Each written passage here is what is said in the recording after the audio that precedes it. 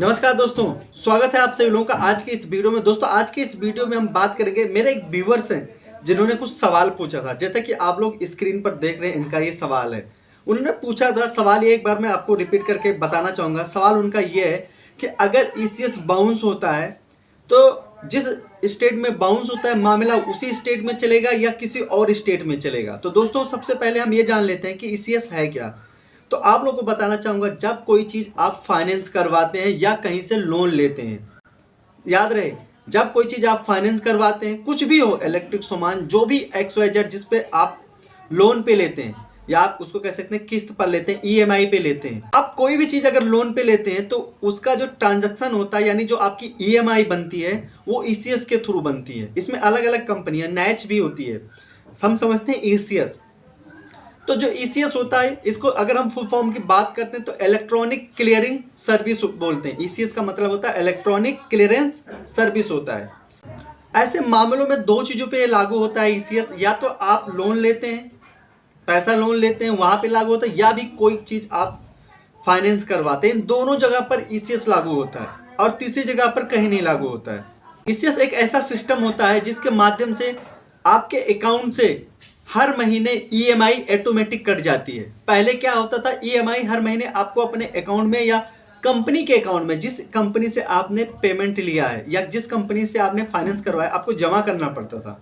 लेकिन ECS ने इन सभी प्रॉब्लम को हटाकर बस खाली एक ही प्रॉब्लम कर दिया, आप अपने अकाउंट में पैसे बना के रखिए। ECS ऑटोमेटिक जब टाइम आएगा, जो डेट होता है उस डेट को आपके अकाउंट से ऑटोमेटिक पैसा काट लेगा।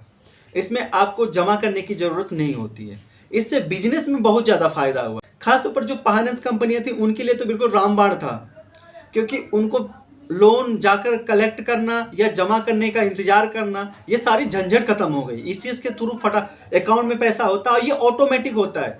जब आप कोई चीज़ फाइनेंस करवाते हैं या ब्याज पे पैसे लेते हैं, किसी बैंक से लेते हैं, किसी फाइनेंस कंपनी से लेते हैं, या कोई चीज़ आप फाइनेंस करवाते हैं, तो उसी समय ECS सिस्टम आपके अकाउंट्स, जो लिंक अकाउंट होता है, उस पर एक्टिवेट कर दिया जाता है, जिसमें एक प्रॉपर फॉर्म भरा जाता है एग्रीमेंट फॉर्म के साथ में।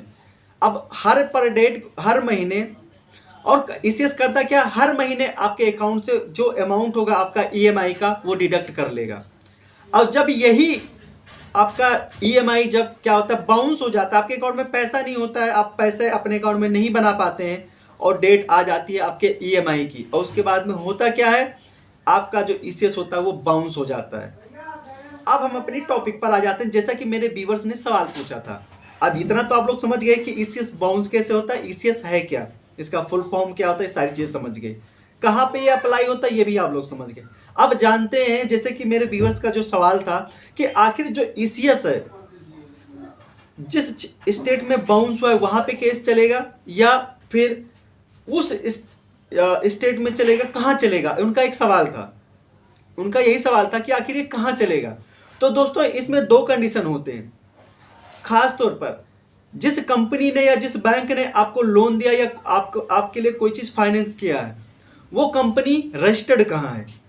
जहाँ पे वो रजिस्टर्ड है वहाँ पे केस, मैक्सिमम कुछ केसेस ऐसे होते हैं जो वहाँ पे चलते हैं, जहाँ पे कंपनी का हेड ऑफिस होता है, रजिस्टर्ड होती है, वहाँ के जुडिक्शन को फॉलो करते हैं। लेकिन कुछ कंडीशन ऐसे होते हैं, जैसे कोई कंपनी है वो दिल्ली और मुंबई दोनों जगह पर रजिस्टर्ड है और ECS बाउंस हुआ है, वो मुंबई में हुआ है, तो वो मुंबई में भी वो केस चला सकती है। क्योंकि खास तौर पर जो जुडिक्शन की बात करते हैं तो जो क्राइम हुआ है वो कहाँ हुआ है, मुंबई में हुआ है, तो वहाँ पे भी चला सकते हैं। लेकिन अगर कंपनी पहले से जो एग्रीमेंट होता है, अगर उसने पहले से ये दे रखा है कि हमारा जो भी लीगल एक्शन होगा वो दिल्ली से होगा, तो दिल्ली से ही होगा, ये चीज़ फर्क होता है। तो जो केस चलने की बात होती है, कंडीशन होता है आपके एग्रीमेंट का। जब आप लोन लेते हैं या कोई चीज़ फाइनेंस करवाते हैं तो उस समय आपका कंडीशन क्या है, एग्रीमेंट का कंडीशन क्या है, उस पर डिपेंड करता है कि केस कहाँ पे चलेगा।